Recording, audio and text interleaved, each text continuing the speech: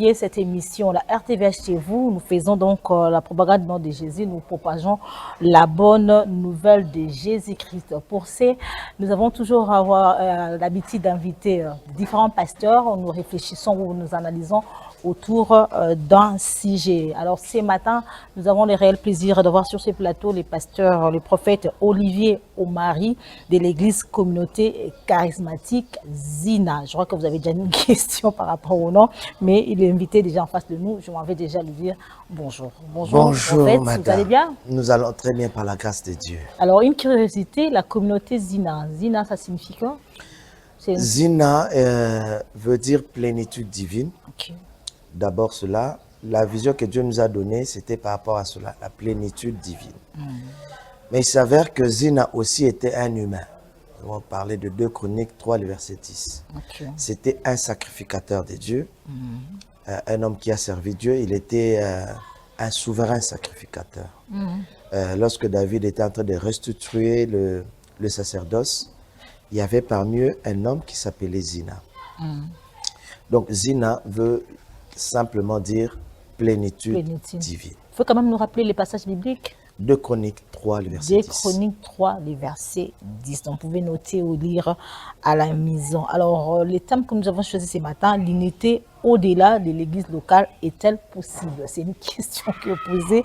Est-ce que, une question de curiosité, quand on parle de l'église, on doit se limiter à un bâtiment ou au-delà du bâtiment, il y a... Je pense que lorsqu'on parle de l'église, c'est vraiment au-delà du bâtiment, parce que lorsque Jésus a bâti le premier église, il n'y avait pas de bâtiment, il n'y avait pas de chapelle, il n'y avait rien de tout ça. C'était des hommes et des femmes qui étaient dans une chambre qu'on appelait chambre haute. C'est juste une chambre. Les gens, quand ils entendent chambre haute, ils s'imaginent un bâtiment particulier. C'était juste une pièce où ils étaient réunis en prière, parce qu'ils fouillaient aussi Hérode. Ils se sont cachés quelque part, ils étaient en prière. Et c'est là qu'est née la première église. Les jours où notre communauté ne sera plus ici, le bâtiment restera, mais on dira que l'église est partie. Okay. Parce que l'église, c'est au-delà des bâtiments, c'est d'abord le peuple. L'ensemble de ce peuple qu'on appelle église. Voilà. Ah, ok, c'est très bien défini. Pour être beaucoup plus précis, l'église locale. L'église locale. Voilà. Et quand on parle de l'église locale, qu'est-ce qu'on voit plus? On voit une assemblée. On voit une assemblée, on voit un peuple réuni quelque part. Mais quand on parle du corps de Christ, on voit maintenant l'ensemble des élus dans le monde entier. Ah, ok. Voilà. Par exemple, nous, que ce soit des autres frères, d'autres églises, ce sont des églises locales. Même si vous êtes une communauté avec des extensions, c'est juste des églises locales. Ah, ok. Église locale, ça veut dire une église particulière dans un coin.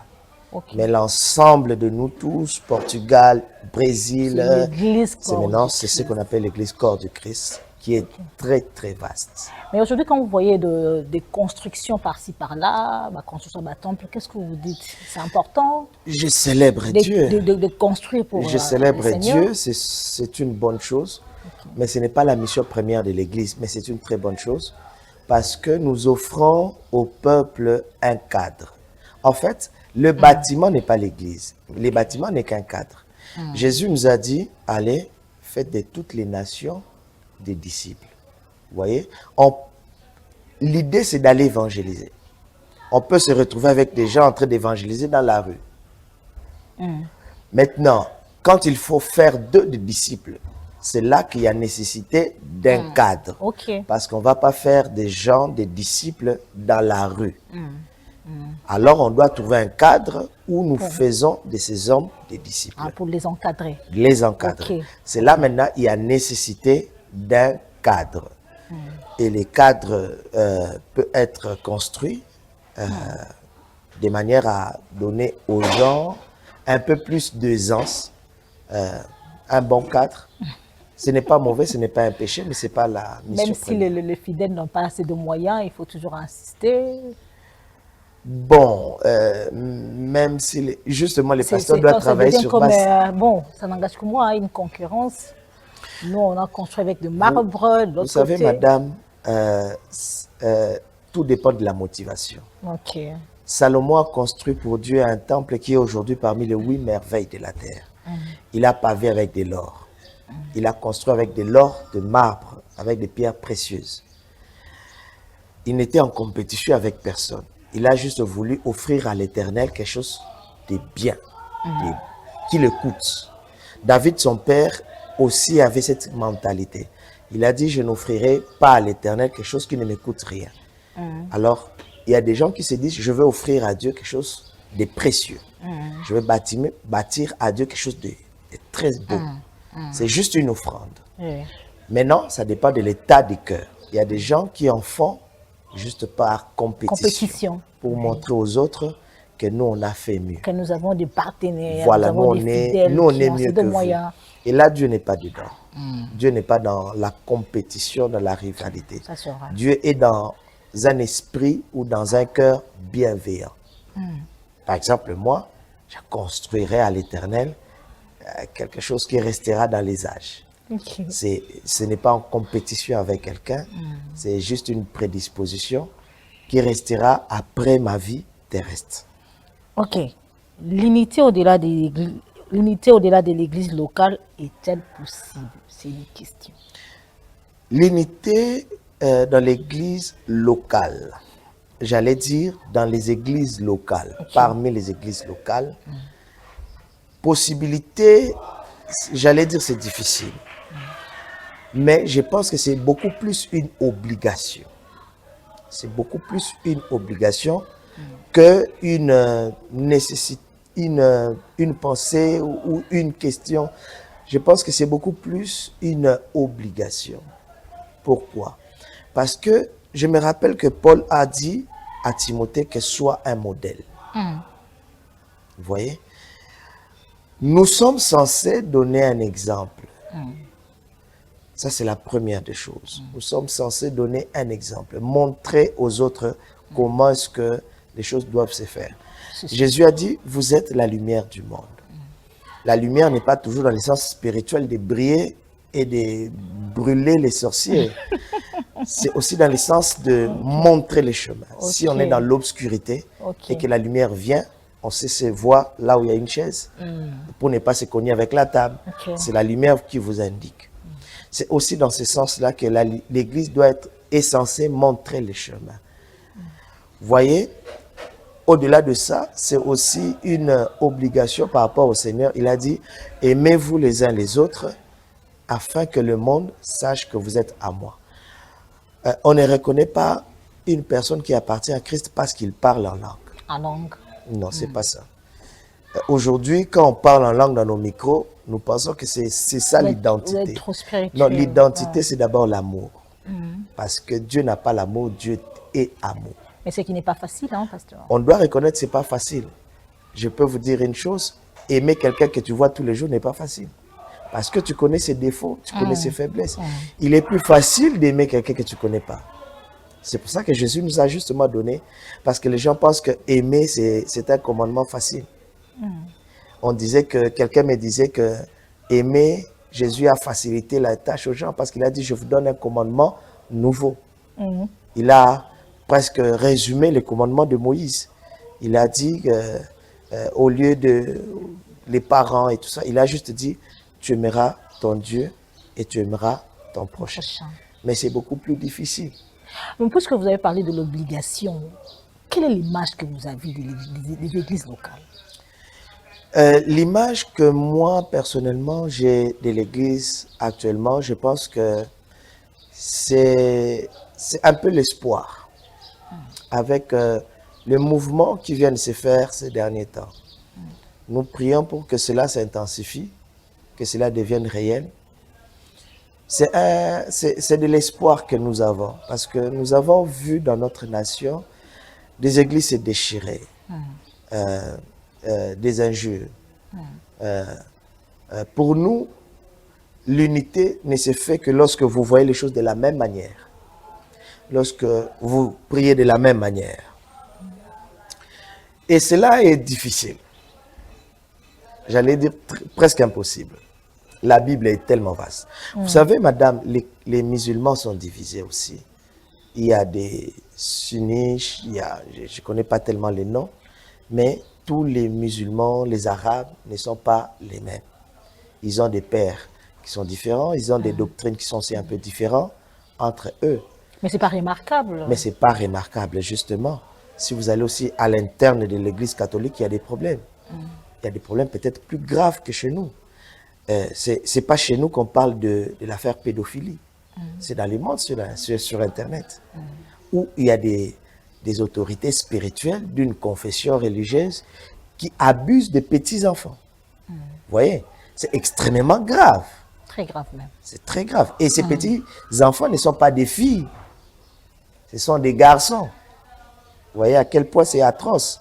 Et ces petits enfants-là étaient des orphelins qui étaient dans les hommes de vieillards et disons dans les orphelinats. Vous voyez, il n'a nulle part où fuir. C'est extrêmement grave, mais ils ont une manière de traiter les problèmes. Les problèmes, c'est chez nous. Nous avons manqué la sagesse de comment traiter nos problèmes. C'est une chose que j'en parlais depuis 2012. Depuis 2012, vous avez abandonné ou vous continuez encore Pardon? Vous avez abandonné Je n'ai pas abandonné, j'ai plutôt changé de méthode. J'ai trouvé qu'il fallait plutôt prier pour les pasteurs. Parce que nos guerres, nos crises de leadership, qui a la plus grande église, qui prêche les mieux, qui a les plus grand nombre de fidèles, nous a entraînés dans des guerres qui n'ont pas d'essence. Surtout que en termes d'évangile, personne ne pourra gagner tout le monde. Il faut beaucoup plus de maturité que de connaissances de la Bible. Maturité, c'est différent de connaître les versets de la Bible. Nous avons des gens qui connaissent beaucoup de versets, mais qui n'ont pas de maturité. La maturité, c'est quoi? C'est de supporter que l'autre soit différent de toi. C'est de supporter que moi, je n'utilise pas l'huile. Supporter également que l'autre a une grande église. Voilà, de supporter qu'il a beaucoup plus d'âme. Pas une grande église, mais beaucoup plus d'âme à gérer que moi. Voilà. Il faut les reconnaître, c'est aussi simple. Parce que Dieu ne nous donne pas tous de la même manière. Jésus avait 12 disciples. Mais vous regarderez l'influence, ils n'avaient pas tous les mêmes influences. Pierre était beaucoup plus influent que les autres. Mais les autres ne l'ont pas fait la guerre pour dire que pourquoi seulement toi. Ils ont reconnu que Jésus avait établi prière et qu'il avait un peu plus de prééminence sur eux. Alors, qu'est-ce qui a fait que en observant les leaders, tout à l'heure vous avez parlé de leadership, les leaders de l'évangile, si on peut le dire ainsi, n'arrivent pas à incarner l'image de Christ, parce que Christ lui-même a travaillé avec les 12 apôtres. Oui. Cela remonte à la source même de l'Église. Il faudrait remonter à comment l'Église des réveils a commencé. C'est différent d'autres communautés, d'autres églises. Comme des baptistes. Oui, ils ont un même père spirituel. Ils ont des mêmes autorités spirituelles qui peuvent gronder sur eux, qui peuvent suspendre, qui peuvent sanctionner. L'église de réveil au Congo n'a pas commencé comme ça. L'église de réveil au Congo est arrivée après les évangélisations des missionnaires qui sont venus, des gens qui ont été touchés, notamment notre père Haïdi Nabal. Il a commencé un mouvement. Et ensuite, c'était des mouvements, des groupes de prière. Chacun recevait une vision et il commençait. Ailleurs, il y avait des formations théologiques. Chez nous, il n'y en avait pas. Les gens ont commencé sur base des choses qu'ils avaient tout simplement reçues. C'est-à-dire une vision qu'il reçoit. Je reçois, Dieu m'a dit, plénitude divine. Et je commence comme ça. Et quelqu'un s'est battu seul. Il a souffert seul. Il s'est battu seul parce que les catholiques n'ont pas construit eux-mêmes. Ils avaient Rome. Je parle dans les origines. Lorsque l'église catholique est arrivée ici, ils n'ont pas bâti ces temples ou bien on les appelle comment? Ils n'ont pas construit leur église, paroisse, merci, avec l'argent des fidèles. Il y avait Rome qui sponsorisait. Parce qu'il y a une église mère qui existait. Et Rome fonctionne de cette manière-là, qu'il sponsor jusqu'à ce que vous ayez assez de moyens propres pour prendre en charge l'église. Ils ont construit Ils ont construit des écoles, des hôpitaux. Maintenant, l'Église catholique a suffisamment de moyens de se prendre en charge. Mais non, nous, ce n'était pas le cas. Nous, on n'avait pas quelqu'un qui nous donnait des moyens. Nous, on se battait. Oui, il se battait avec le paix des offrandes. Okay. Rappelez-vous, on est juste dans la période post-colonisation. On vient à peine de sortir de la colonisation. Nous sommes dans les années 70, 80. Les gens n'étaient pas autant riches que... Voilà, il y avait des entreprises, mais les Noirs venaient à peine de prendre les choses. On n'avait pas cette culture, cet enseignement. Alors les pasteurs devaient enseigner. Que même dans la Bible, les gens construisent des temples, mais avec les offrandes du peuple. Alors cela a été très mal pris. Mais les gens se sont battus eux-mêmes. Je pense que c'était pas facile aussi. C'était pas facile. Il faut saluer nos pères, des gens comme les Mukuna, les gens comme les Kankienza, les gens comme les Léopold, tout ça. Ces gens-là, ils se sont battus parce qu'ils étaient des pionniers. Ils se sont battus, mais ils ont quand même réussi à construire. Mais ils n'avaient pas une formation théologique. Alors, lorsque la gloire a commencé à venir, ils se sont entretués. Je dois dire que la division que nous avons aujourd'hui émane de nos pères. On les honore, mais ça émane d'eux. Ils ont transmis une culture. Vous voyez? Ils ont transmis une culture. Dès lors, une mauvaise culture. Voilà, une mauvaise culture. Dès lors que moi, je n'utilise pas l'huile, mais toi, tu utilises l'huile.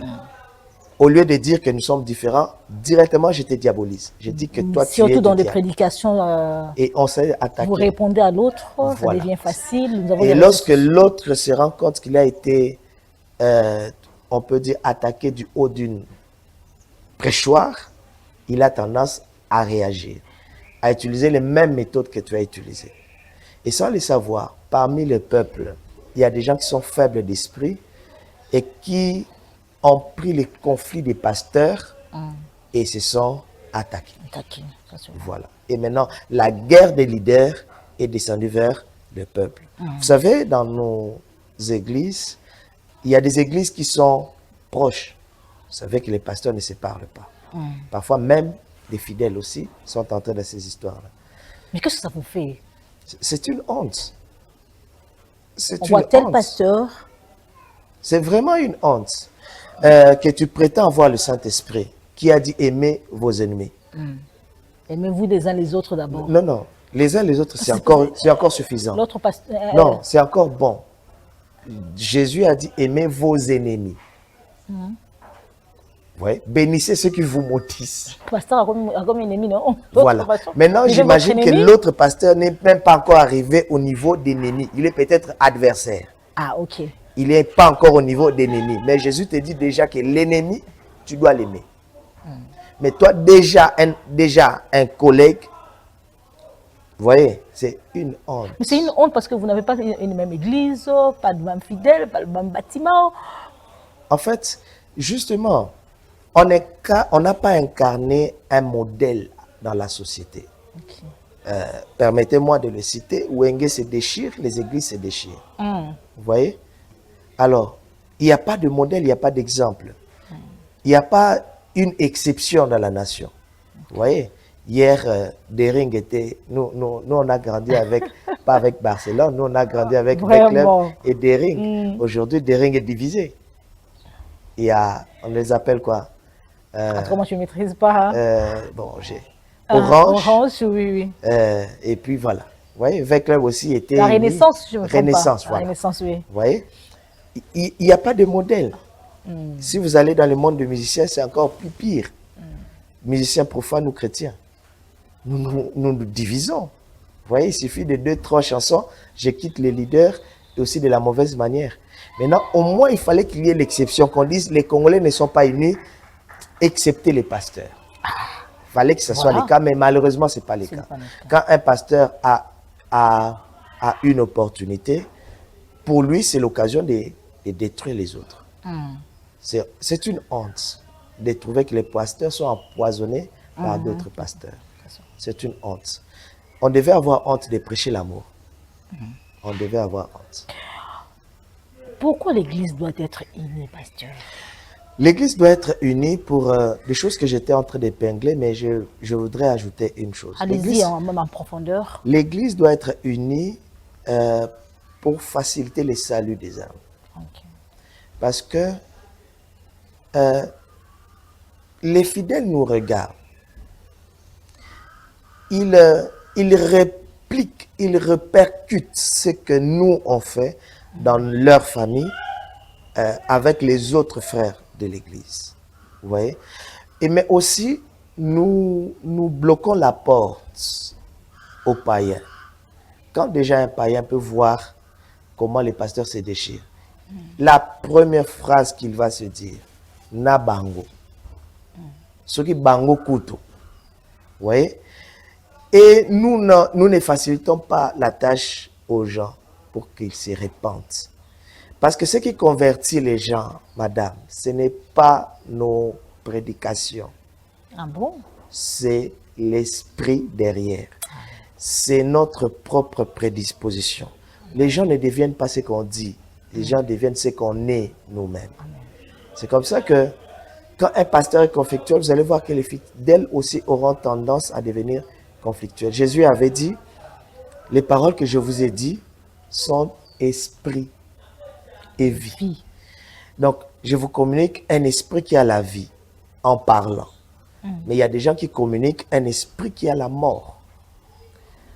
Il y a des gens qui communiquent un esprit conflictuel. Et ils se cachent derrière, il y a de ces versets qui disent dénoncer les mal. Je pense qu'on peut dénoncer les mal sans haïr l'autre.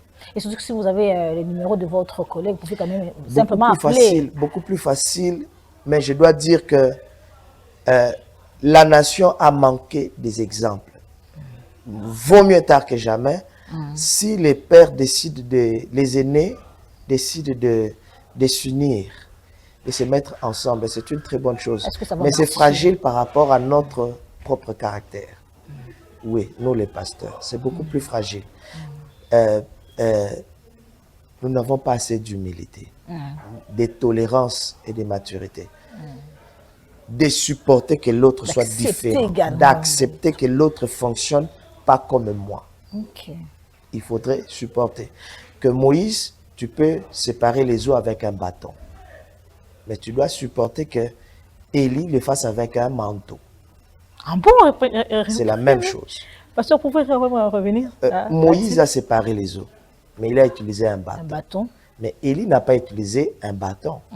Il a utilisé le manteau. Okay. Maintenant, notre difficulté, c'est au niveau de les opérations, la manière d'opérer. Dieu ne nous utilise pas tous de la même manière. Jésus a ressuscité un mort en disant, Lazare sort, il n'a pas eu besoin de le toucher, mais Élie s'est allongé sur un cadavre. Vous voyez, c'est une particularité. Vous allez voir, même dans le mode d'opération, chaque homme de Dieu a eu une particularité. Des choses que les autres... Je vous donne un exemple. Vous êtes servante dans une église, vous voyez votre pasteur faire tomber quelque chose et cela devient un serpent. Ça c'est fait. Ça c'est fait. Moïse, il jette un bâton, le bâton devient un serpent. Et les magiciens de Pharaon aussi, ils jettent des bâtons, ça devient aussi des serpents. Mais maintenant, je vous pose... un homme de Dieu le fait, maintenant je vous donne ce contexte. Je jette un bâton, ça devient un serpent. Les magiciens, les occultistes aussi jettent un bâton, ça devient un serpent. Un pasteur congolais entre dedans. Il trouve qu'il y a des serpents d'un côté des magiciens et d'un prétendu pasteur, un bâton, ça devient un serpent. Quelle serait, à ton avis, la réaction d'un pasteur congolais? C'est au téléspectateur de répondre. Oui, mais j'ai anticipé leur réponse. Un vrai pasteur congolais dira que les deux sont des magiciens. Parce que Jésus n'a pas dit que vous les reconnaîtrez à la manifestation. Vous les reconnaîtrez aux fruits, au caractère, au comportement. Parce que Jésus sait que la spiritualité, ça se ressemble. Le diable a corrompu sa sagesse. Il a juste corrompu ce que Dieu lui avait donné. Tout ce qu'il a vu Dieu faire. Il a corrompu ça. Le bâton des magiciens aussi peut devenir des serpents. Imaginez un homme de Dieu qui doit guérir les gens en faisant un serpent de rein. Et pourtant, Dieu avait dit, tu ne feras pas des images taillées. Un serpent est mort, il fait un serpent de rein. Il dit, si tu regardes ces serpents-là, mais c'est de l'idolâtrie. Vous voyez? Maintenant, ce sont ces genres de choses qui nous ont combattus dans l'église du Congo. Lorsqu'on a vu un autre homme de Dieu faire quelque chose que tu n'as pas maîtrisé. Si tu regardes dans l'inspiration. Voilà, si tu regardes dans la vie de Moïse, personne n'a fait ça avant. Personne n'a fait des miracles avec un bâton. On dirait que Moïse a Simbakis n'était naïf. Parce que tous les miracles de Moïse étaient faits par ces bâtons. À l'époque de Moïse n'était pas combattu, hein? Justement, il y avait le peuple d'Israël était un peu instruit. Ils avaient aussi vu des choses en Égypte, des choses surnaturelles.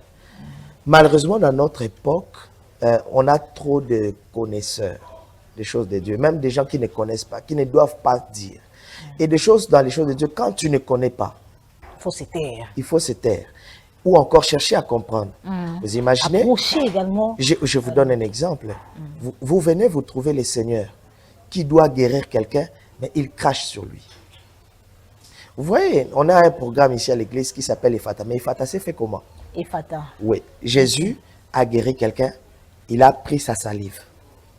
Il a mis dans la bouche de quelqu'un. Il gêne déjà. C'est déjà gênant. Il prend sa salive, il met sur quelqu'un. Vous voyez? Il met dans la bouche de quelqu'un. Et puis il prend, il met dans les oreilles, il soupire et dit Ephata. C'est très gênant. C'est pas hygiénique. Jésus a encore pris de la salive, il a mis dans les yeux de quelqu'un, il lui pose la question s'il le voit. Il a mélangé avec oui, avec la voilà. Avec la boue, il a utilisé sa salive plusieurs fois. Bon, imaginez un peu dans l'église de Congo aujourd'hui. Ça créerait des débats.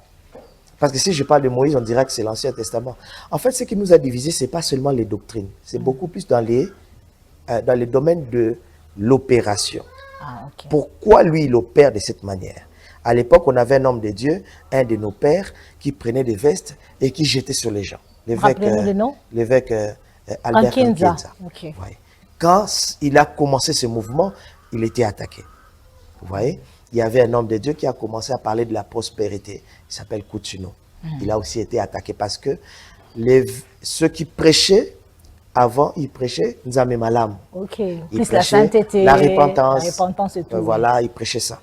Maintenant, un homme, Sonny Kafuta, Coutuno, ils ont commencé à prêcher sur des choses que les gens ne savaient pas. Ça crée des débats. Vous voyez?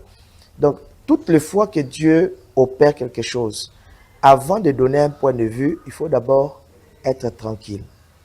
Je vous donnerai des versets qui vous choqueraient. Allez-y, pasteur. Vous avez tout votre temps. Il y a un homme de Dieu dans la Bible à qui Dieu lui a dit de marcher nu. Il s'appelle Isaïe. Vous voyez? Donnez-nous le passage, les téléspectateurs suivent. Vincent. Votre femme. Isaïe 20, hein? Merci beaucoup. Isaïe 20, Dieu lui a dit qu'il doit être dénudé et marcher dans les rues de Jérusalem.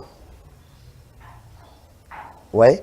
Et Dieu dit dans ce passage, Isaïe 20, que de la même manière que mon serviteur est dénudé de pieds et les vêtements, il dit ceci. De cette même manière, il y a telle chose qui arrive. Donc, en fait, c'était un signe prophétique. Que je vous choque encore. Il y a un homme de Dieu à qui Dieu a dit de manger les matières fécales. Ouais. Toujours des références bibliques. Voilà, c'est dans les livres de Osée. Dieu lui a dit ça. En fait, quand vous voyez quelque chose se faire, la Bible dit, ne méprisez pas trop vite. Il faut beaucoup plus examiner. Chercher à comprendre pourquoi il fait ça. Il y a des choses qu'un homme de Dieu peut faire qui est un message. Ésaïe dit, moi et mes fils, nous sommes des signes et des présages. Donc, nous, on a attaqué trop vite. Et d'ailleurs, les choses que je suis en train de dire n'ont pas été faites dans l'église de Congo. Vous voyez? Ça n'a pas été fait. Je vous parle des cas extrêmes. Des cas extrêmes. D'un homme de Dieu à qui Dieu dit, va vers une prostituée. Ouais. Ce ne sont pas des choses qui se sont faites. Dans l'église du Congo, on n'approche pas l'autre homme de Dieu. Et je ne dis pas que ce sont des choses qu'il faut faire. Je n'ai pas dit qu'un homme de Dieu doit aller faire ça. Je n'ai pas dit ça. Sauf que lorsque vous voyez un homme de Dieu opérer d'une certaine manière, avant de juger, soit vous priez pour examiner, éprouver l'esprit et savoir si cela vient de Dieu. Vous avez parlé, s'il n'y a pas l'unité, il y a d'abord le salut qui est bloqué, et à part le salut. À part les saluts, c'est l'épanouissement. À part les saluts, vous savez, lorsque déjà un pasteur il prêche avec un esprit de division, lorsqu'un pasteur prêche déjà avec un esprit de querelle, bon, il transmet cela. Aux fidèles. Il transmet cela. Parce que les gens deviennent ce que lui il est. Vous voyez, Jésus a dit, les paroles que je vous ai dit sont esprit vie, parce que lui-même est la vie. Il a dit, je suis le chemin, la vérité et la vie. Et il a transmis la vie. Mais si déjà toi tu es rancunier, ouais, les gens n'entendent pas seulement ce que tu dis. Ils reçoivent l'esprit, la mentalité de celui qui parle. Excusez. Vous voyez? L'esprit et la mentalité de celui qui parle leur est communiqué. C'est pourquoi vous allez voir, il y a dans certaines églises où les fidèles sont aigris. Vous voyez? Mais quand tu regardes la profondeur des prédications qu'ils reçoivent, on leur prêche matin, midi, soir de se repentir, la sainteté. Mais quand vous regardez les comportements des gens, c'est pratiquement l'opposé de ce qu'on leur prêche. C'est des fois l'esprit qui anime, des fois les leaders. Et les dangers de la division, c'est en fait tout ça. Mais il y a aussi un autre danger de la division. Un autre danger de la division, c'est que ça nous empêche de bénéficier des grâces des autres. Ça nous empêche aussi de faire participer l'Église aux bénédictions des autres. Je suis serviteur de Dieu, mais je n'ai pas toutes les grâces. Vous voyez? Paul a dit, nous prêchons en partie. Parce que nous, personne, aucun homme de Dieu n'a le monopole de la connaissance. Personne. Il y a toujours des choses que je vais ignorer. Que mon frère, le pasteur Aristote, va venir me dire, prophète, il y a ça. Et pourquoi on s'invite dans les églises? Ce n'est pas pour faire le végétariat, mais c'est pour faire participer à l'église des grâces des autres que tu n'as pas. Puisque vous avez évoqué cette participation, nous sillonnons la ville prophète de Kinshasa, nous voyons des pancartes partout avec les différents hommes de Dieu. C'est une collaboration, ou bien on peut appeler ça unité. C'est juste une collaboration. Olivier appelle l'autre. C'est une collaboration en première vue. Il y a une différence entre collaborer et l'unité. L'unité, c'est au-delà de travailler ensemble. Oui. Collaborer, c'est on collabore aussi par rapport au message, par rapport aux appels. Je vous donne un exemple d'une collaboration.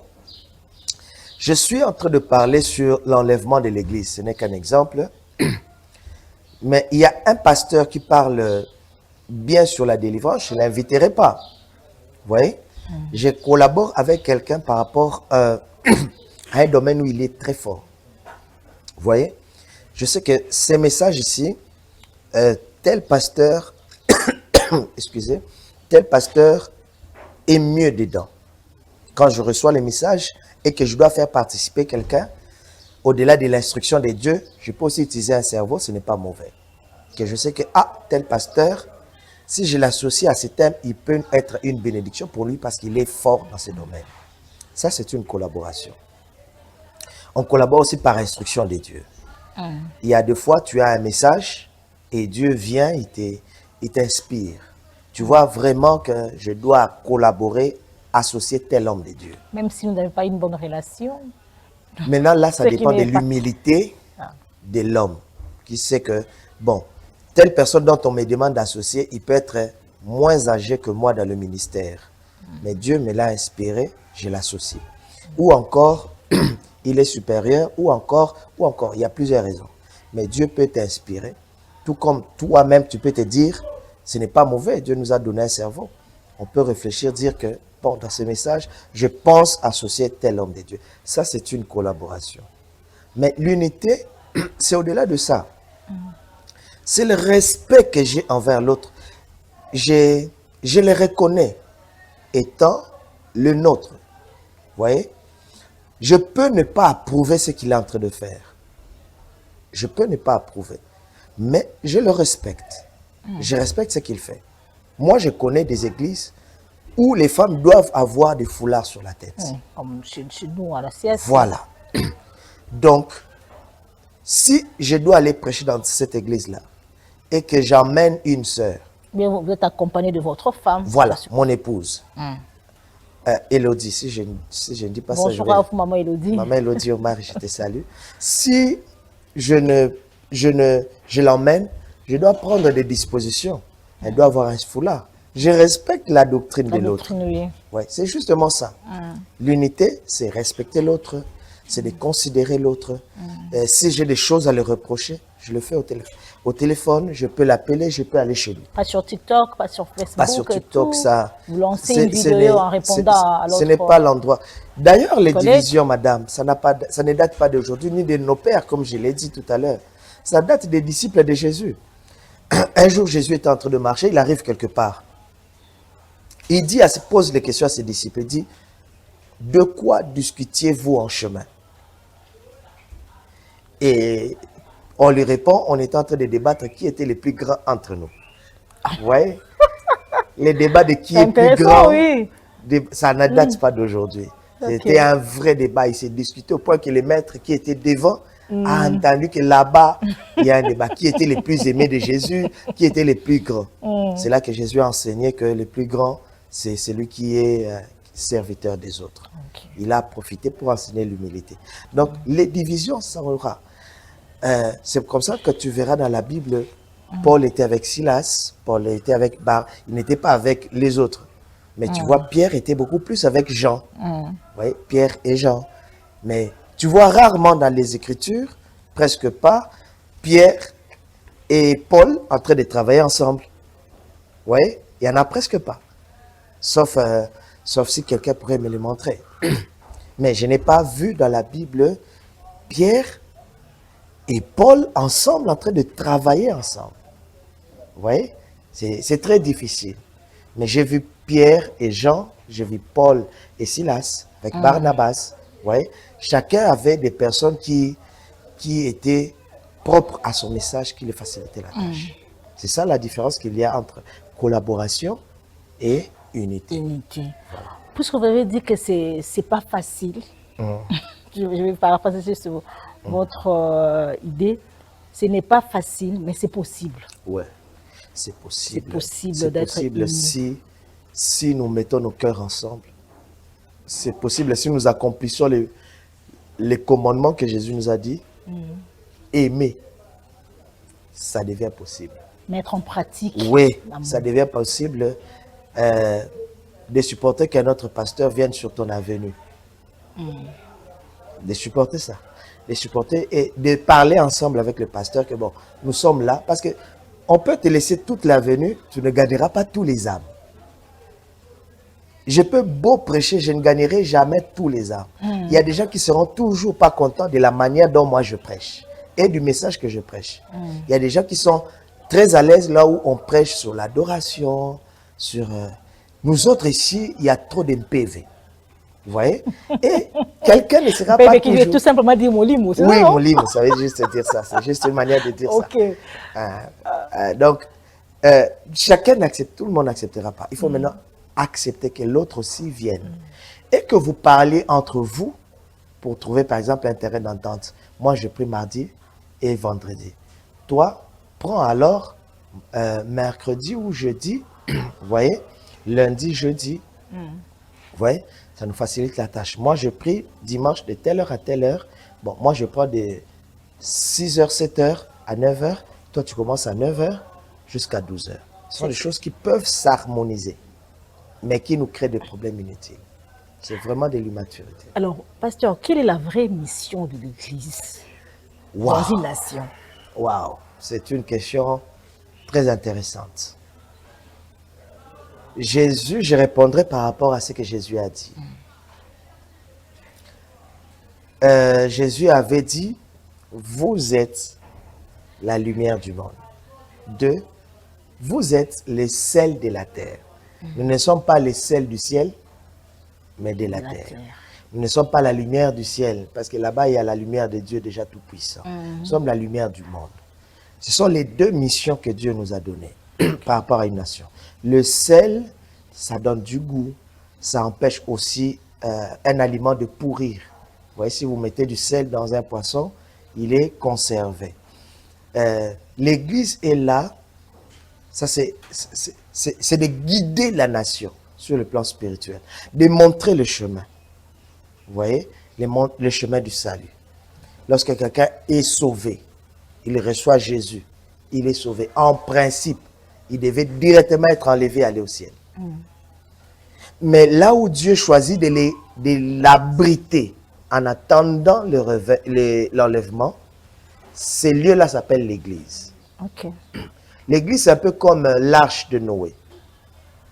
Il y a inondation, il y a le péché, il y a le mal, il y a tout ça. Dieu bâtit l'Église pour que nous puissions, en attendant l'enlèvement, être là, être édifiés, être enseignés, être bâtis, grandir dans la foi, connaître Jésus, jusqu'à atteindre la stature parfaite de Christ. Elle a réussi à sa mission? Ce n'est pas à nous de juger, nous sommes en train de travailler. C'est lui qui juge, c'est Dieu. C'est Dieu. C'est lui qui connaît l'état de l'Église, corps du Christ en général. Des fois, nous commettons l'erreur de penser que l'Église du Congo, c'est le corps du Christ. On appellerait ça corps du Christ au Congo. Le corps du Christ est beaucoup plus vaste que le Congo. L'Église du Congo est une église locale. Donc, on ne peut pas généraliser, parler de l'Église, de l'épouse corps du Christ, en regardant les conflits des Congolais. Ouais. Il y a l'Église du Congo en Haïti, au Sénégal, en Sierra Leone, en Chine. Partout dans ce pays-là, il y a des chrétiens. Et maintenant, si on doit faire l'évaluation, c'est presque impossible. Si on parle de l'Église du Congo, je pense que nous sommes en train de faire d'évoluer. L'Église du Réveil, vous devez comprendre, madame, que nous sommes une des dernières confessions qui est née. L'Église catholique date de plusieurs siècles. Ils ont eu à faire des erreurs, ils ont compris leurs erreurs, ils ont amélioré. L'Église protestante a existé depuis longtemps. Ils ont fait des erreurs, ils ont amélioré, ils ont amendé. Il y a même des branches, hein? Oui, il y a des branches, mais ils ont trouvé des terrains d'entente. Okay. L'Église kimbanguiste n'existe pas aujourd'hui. Ça a existé aussi il y a longtemps. Okay. Quand je parle de kimbanguiste, je voulais parler des églises des Noirs. Ça existait il y a bien longtemps, depuis les époques de Kipavita et tout ça. Nous, on vient de commencer, on a fait des erreurs, on s'est rendu compte qu'attaquer les autres pasteurs sur la chair ne fait pas de nous saints ou grands. On s'est rendu compte qu'on s'est auto-détruit. Oui, on s'est auto-détruit. Parce qu'au finish, maintenant dans la nation, on nous met nous tous dans le même sac. Dans le même sac. On dit, ah, les pasteurs. Et pourtant, parmi nous, il y a des vrais. Qui a donné cet accès? C'est nous-mêmes. Le fait qu'on a trop dévoilé les faux, on n'a pas trop parlé des vrais. On n'a pas parlé des bons. On n'a que parlé des mauvais. On a parlé des mauvais. Je vous dis une vérité.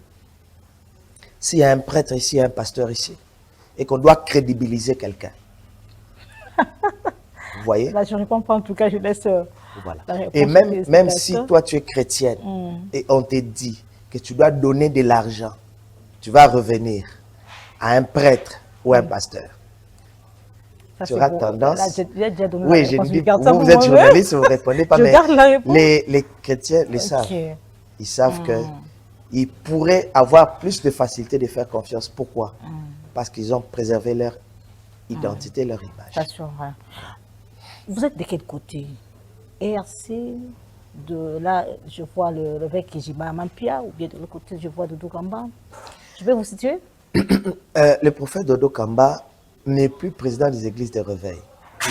Il y a une différence entre plateforme. Il participe toujours, oui. Il y a une différence entre plateforme et confession religieuse. Okay. Les confessions religieuses, il n'y en a que 5. D'accord, allez-y. Il y a l'église catholique, il y a l'église protestante, il y a les musulmans, musulmans. il y a nous, les Kimbanguistes églises, il y a également. les églises des réveils RSC Ah, oui, c'est- et il y a les églises indépendantes. Je crois que c'est ça, ou les églises de Noirs, je pense, indépendantes. Il n'y en a que 5 à ce jour. Maintenant, à l'intérieur des confessions religieuses, il y a des plateformes. À quoi servent toutes ces plateformes, Les pasteur? plateformes, ce sont des pasteurs qui se sont mis ensemble par rapport à leur doctrine. Par rapport à leur doctrine, par rapport à leur vision. Je peux avoir une vision, je vois que ma vision ressemble beaucoup plus à Vincent, ça ressemble beaucoup plus à Benjamin, ce sont que des noms que je cite. J'ai dit, bon, mettons-nous ensemble. Il n'y a personne qui est président, mais on se met ensemble pour promouvoir notre doctrine. Vous voyez, il y a des églises qui sont ensemble par rapport aux doctrines. Ils se disent, nous, on met des voiles sur la tête. Nous, par exemple, on n'utilise pas l'huile, on n'utilise pas l'eau. Nous, on n'utilise pas ces choses. Mais j'ai remarqué que il y a tel frère aussi qui a à peu près la même manière de réfléchir que moi. Ok. Alors, on se met ensemble. Ça, ce sont des plateformes. Le prophète Dodo Kamba a maintenant une plateforme qu'il est en train de diriger. Ce n'est plus une confession religieuse. Pourquoi je Donc, le dis? nous, Oui, allez-y. nous reconnaissons des églises de réveil comme confession. ERC. RSC. Ok. Ok. Dernièrement, j'ai suivi à la télévision Madame la ministre Aziza Mounala qui a convoqué également les pasteurs pour réfléchir autour, je crois bien que il parlait de l'Est, si je ne me trompe pas, mais j'ai vu l'évêque Mohamed Pierre, d'autres pasteurs étaient là, mais il y avait quand même des absences remarquables. Bon, c'est... Des grandes figures. Oui, des grandes justement, n'étaient pas présents. je ne sais pas quelles sont les raisons qui peuvent justifier leur absence. On ne sait pas. Certains sont en voyage, d'autres ont de programmes. Par exemple, tel que nous, on est là, on est en plein programme de 2 semaines. Bah, bien, on peut peut-être. Bon, peut-être aussi on ne les a pas appelés, peut-être ils n'ont pas été associés. Ou encore, ce sont nos futilités congolaises. Qui sera là? Parce qu'il arrive des fois comme ça, tu as un programme, tu associes un pasteur, la première question qu'il te pose, qui sera là? Je ne veux pas être en affiche avec tel. Tel l'autre. Oui. Voilà, il te pose des questions. Quand tu lui donnes, il y aura tel, tel, tel. Ah non, je préfère pas. C'est peut-être que dans ce sens-là, que certains n'ont pas trouvé utile d'être là. Mais on ne sait pas. C'est juste une autre parenthèse, que peut-être ils n'ont pas été associés. Peut-être aussi ils avaient un emploi du temps un peu chargé. On doit se limiter à la prière pendant que nos frères meurent à l'Est, nos mamans sont violées, nous ici, bon, je parle de Kinshasa, on doit se limiter à la prière ou encore il y a d'autres choses à faire? L'église n'est pas l'armée. Non, au-delà de la prière, qu'est-ce qu'il faut encore? Parce que nous prions tous les jours, mais il y a toujours l'église, parfois j'entends les gens poser des questions à l'église, des choses qui reviennent à l'État. L'église n'est pas là pour pasteur, bandimi baza na pauvreté, c'est pas notre travail. Hein? Éducation à baptême bébé, c'est pas notre travail. Notre travail c'est l'édification, pas l'éducation. Mais on peut aussi aider dedans. Dans les sens, en réalité, même les histoires qu'on a dans nos églises, on apprend aux jeunes femmes d'étaler. Ce n'est pas la mission de l'église. Ouais. La mission de l'église, c'est l'édification, le salut des âmes. Mais dans l'édification, on peut aussi apporter notre aide. Et quelle est l'aide qu'on peut apporter? C'est de donner des conseils. On peut donner des conseils, mais c'est l'État qui gère. La guerre est vaincue par 2 éléments. Je rentre dans la Bible. Il y a eu une guerre en Israël. Moïse dit à Josué, prends des hommes, allez vous battre. Prends des hommes habiles. Descendez sur le champ de bataille, moi je vais prier. Il prend le bâton qu'il avait, il se met à prier. Et la Bible dit, pendant qu'il priait, Josué et son armée devenaient forts. Et quand il s'affaiblissait, les camps adverses devenaient forts. Ce que nous on peut faire, c'est de prier pour notre armée et de faire des propositions à nos gouvernements. Pas mais de vous récolte savez, en termes d'offrandes. oui, on peut participer dans ce sens-là. On peut participer dans ce sens-là, mais ce n'est pas suffisant. Un soldat n'a pas besoin de salaire. Un soldat a besoin, par exemple, de son salaire. Vous savez, il y a d'autres questions qui sont questions militaires qui sont confidentielles, qu'on ne veut pas traiter ici. Surtout que c'est en français, il y a peut-être nos adversaires qui nous regardent. Ok. Certaines questions armées sont confidentielles. Mais tout ce que nous, on peut faire, c'est de prier et de parler peut-être en privé à nos autorités sur certaines choses qui peuvent faciliter la victoire. Mais on peut aussi faire des collectes dans nos églises. Ça, c'est fait. De faire des collectes et d'envoyer aux militaires ou de soutenir encore les femmes militaires qui sont ici, qui sont généralement Très dans important des de soutenir situations les femmes. difficiles. Un militaire en franc entendrait que sa femme est soutenue à Kinshasa, ça ferait quelque chose de très bien.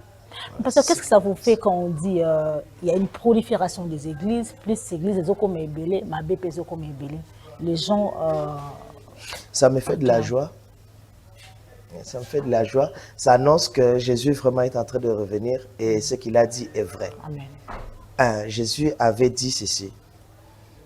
On posait des questions à Jésus sur base de quels sont les événements qui vont marquer ton avènement. Jésus était assis sur le mont des Oliviers. On lui pose la question par les disciples parce qu'il avait vu une structure. Il a dit, il ne restera pas pierre sur pierre ici, tout sera détruit. Alors les disciples lui posent la question. Donne-nous les signes de ton avènement. Et qu'est-ce qui pourra nous signifier que tu es en train de venir? Il a commencé à donner des signes. Il a dit, vous verrez une nation s'élever contre une autre, vous verrez ceci, vous verrez ceci, vous verrez ceci. Mais il a ajouté, ça ne sera pas encore la fin. Mais il a ajouté une phrase qui pour moi est vraiment le signe de la fin. Il a dit, cette bonne nouvelle sera prêchée dans le monde entier. Ensuite viendra la fin. Ça, c'est la première des choses. Ok. La bonne nouvelle doit être prêchée, doit se répandre dans le monde entier. Pour que cela serve de témoignage et que personne ne dise qu'il n'a pas entendu. Pour que quelqu'un ne dise pas à Dieu, il n'avait pas entendu. Ça, c'est la première des choses. Le mal est en train de se croître, ça confirme encore la parole de Dieu. La parole de Dieu dit ceci. Dans les derniers temps, les hommes deviendront mauvais. Les temps seront mauvais et les gens seront mauvais. Ils seront amis de l'argent, ils seront farfarons, ils feront ceci, ils feront ceci. Dans les deux cas, la parole de Dieu est en train de s'accomplir. S'accomplir. Amen. Alors, pasteur, donne quand même une piste de solution par rapport à l'unité. Vous avez une piste de solution à nous proposer pour que l'unité soit effective? J'ai une piste de solution que j'ai toujours proposée. Que je revienne à cela. L'amour n'est pas un sentiment, c'est une décision.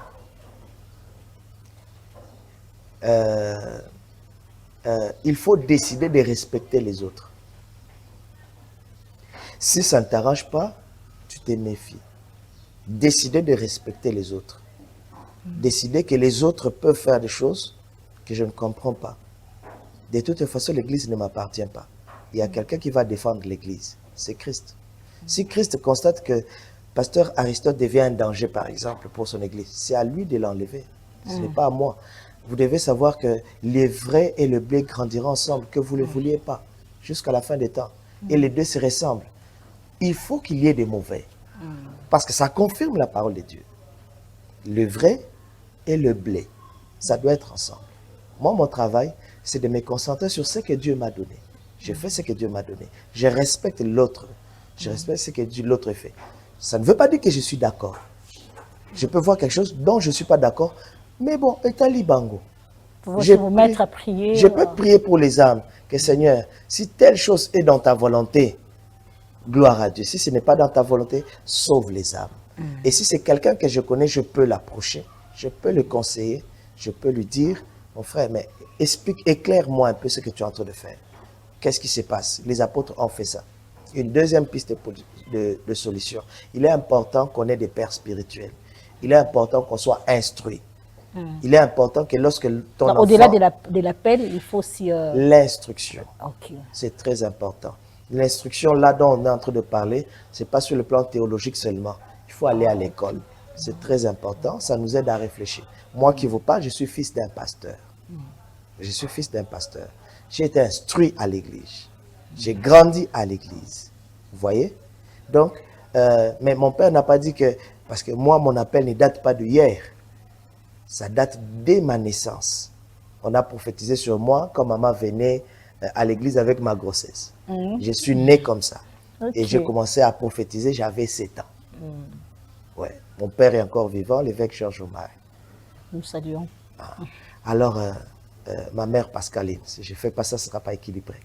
Donc, il est encore vivant. Ils m'ont instruit. Ils n'ont pas dit que, bon, toi, on a vu que tu es déjà pasteur. Non, ils m'ont envoyé à l'école. Ils m'ont envoyé à l'université. La formation théologique, on ajoute après. C'est d'abord l'instruction. Ce que je peux dire, c'est important pour l'homme de Dieu d'être enseigné, instruit. C'est très important. Mais c'est aussi important de ne pas être un maître qui se déque dans les ministères. Il faut avoir de père. Il faut avoir quelqu'un qui peut te gronder quand tu fais des dérives. Parce que dans ces domaines, le diable aussi parle. Même si vous avez beaucoup, vous avez parlé de, pas d'une grande église, mais beaucoup. Oui, vous pouvez avoir beaucoup plus de fidèles que ton père spirituel. Mais il faut qu'il y ait quelqu'un qui peut te gronder. Quelqu'un qui peut te dire, tu ne prêches plus. C'est ton église, mais tu ne prêches plus à cause de ce que tu es en train de faire. Oyokipe. Et Oyoki, bien sûr. C'est pour ça que c'est important d'avoir un père spirituel qui peut te dire, tu t'assois un moment. Tu as engrossé une soeur, toi tu es marié. Explique-nous comment c'est arrivé. Oh, pasteur, bon ça va. Le temps que, au lieu que scandale y a, et tu écoutes. Tu es visionnaire, mais tu écoutes. Au fond, le temps qu'on éclaire la situation et si tu dois rentrer ou pas. Il y a des scandales où au Vandi du Bela. Si vous avez une mauvaise marche, voilà. Ça va handicaper. C'est pour ça que c'est important que quelqu'un ait des pères spirituels qui gardent l'œil sur eux, qui peut te blâmer. Parce que ce travail nous expose à l'orgueil. Tu as les acclamations du public, tu as les amens, tu as les offrandes et tu es béni. Tu peux avoir une voiture, tu voyages et peut-être même tu dépasses en termes de renommée ton père. Vous voyez, aujourd'hui, nous, on travaille avec beaucoup plus de facilité que nos pères, les aînés dont j'ai cité. Il n'y avait pas d'Internet à l'époque. Ils travaillaient comme ça avec des tam-tams. Nous, on a des facilités. Il y a les claviers aujourd'hui, il y a la sonorisation. Il y a l'Internet qui nous facilite la tâche. Et tu peux avoir beaucoup plus de renommée. Mais la formation que ton père te donne, ça te permet de rester humble malgré la gloire, malgré les succès, surtout même nos chantres, qui des fois deviennent plus populaires que les pasteurs qui les ont encadrés. Vous savez que le succès des chantres, des fois, ça vient beaucoup plus vite que de nous prédicateurs. Vous voyez? Surtout les chantres directement, il ne vient pas d'église. Il n'a pas d'église, on commence à l'inviter ça et là. Maintenant, il gère un groupe, il gère des sœurs et il peut abuser. C'est bien d'avoir un père qui te forme, pas un père superficiel. Dans la Bible, il y a des fois, Jésus parlait en parabole à la foule, mais quand il était devant ses disciples, il disait, à vous, je vais expliquer. Voilà. Il faut qu'il y ait un père, mais qui a aussi la connaissance, qui peut te taper un bâton. Comme un petit enfant. Alors, je crois qu'Arissa, tu vas nous donner la deuxième partie de cette émission prochainement. Mais je crois que nous sommes arrivés vraiment presque à la fin. Parlons également de l'église, de la communauté charismatique Zina. Vous avez un programme particulier? Oui, présentement, nous sommes en train de voir un programme particulier qui est dénommé EFATA. C'est un programme que nous organisons, ça fait maintenant 6 ans. Et chaque édition, Dieu nous fait grâce. Nous avons eu plusieurs orateurs. Nous sommes dans notre dernière semaine. Ce dimanche 3, nous serons en clôture. C'est l'un des plus grands programmes de notre communauté. EFATA, c'est un séminaire? Oui, c'est un programme de prière. C'est comme à l'allure d'une retraite. Ah, d'accord. À l'allure de cela, nous mettons l'accent sur la prière, sur les enseignements aussi. Parce que dans des programmes, nous, on ne vient pas que pour prier, on en profite pour enseigner les peuples de Dieu de savoir qu'est-ce qu'il y a là-bas de ceci, qu'est-ce qu'il y a là-bas de ceci, mais aussi aider les peuples de Dieu à grandir dans la foi. Dans la foi, voilà. Très important. Et des choses que je viens de vous dire sont des choses que j'insiste à l'église, parce que moi, quand un prédicateur doit venir chez moi, prêcher ici, il y a juste une seule condition que je donne.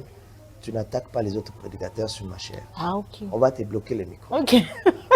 Même si c'est vrai. Vous avez déjà signalé au régisseur? Oui, ils savent.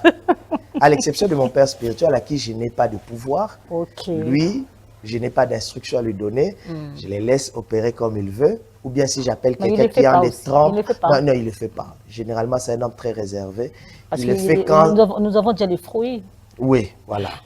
Quand vous me voyez, vous avez le fruit. Mais tous les restes, sauf s'il a les trompes d'un père à qui je ne donne pas les instructions. Ok. Mais si c'est un ami, c'est un frère, je lui dis en tout cas, mon frère, moi chez moi, vous voyez la manière dont on Quelle que soit l'actualité, mais prêche l'évangile. D'accord. Prêche l'évangile, laisse les autres.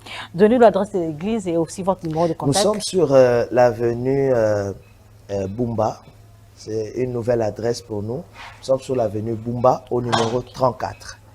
La référence, c'est l'église Saint du Dernier Jour. La référence, je crois que c'est ça. L'avenue Bumba, numéro 34. Nous sommes la communauté charismatique Zina. Notre numéro, c'est les 049 081 86. 089 081 86. 86. Okay. 049 999 4 081 86. C'est notre numéro. Vous avez des cultes tous les jours? Nous avons culte généralement le mardi et le vendredi à partir de 17h et les dimanches à partir de 9h. De 9h. Vous avez un seul culte le dimanche? Le dimanche, nous avons encore un seul culte. Et puis, la semaine, je reçois, mais sur, disons, sur accord. Si quelqu'un nous appelle, il s'annonce et on le reçoit. Merci de répondre à notre invitation. Merci également beaucoup à vous, chers téléspectateurs. C'est un plaisir pour nous de partager ce temps.